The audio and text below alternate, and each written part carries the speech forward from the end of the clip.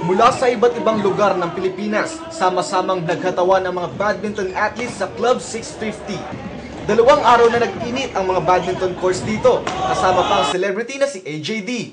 Matagal-tagal na rin ako hindi nakakapag-tournament sa badminton, and ngayon na lang ulit nakita ko na ang dami pa rin pala naglalaro at maganda yung pagka-present ng Metcap. So talagang maraming nag-join, kaya mukhang successful naman yun. Mahigit 1,000 ang lumahok na atleta at karaniwan sa kanilang impresyon ay ang napaka-organized na tournament, partikular na sa tamang oras ng playing time.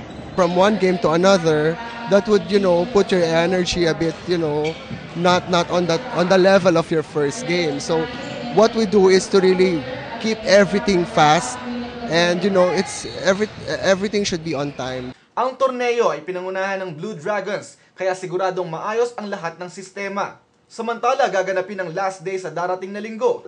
At inaasahan na mas madami pang stars ang makikita dito tulad ni Angel Locsin, Richard Gutierrez at marami pang iba. Ramty para sa UNTV News Worldwide, at ito ang balita.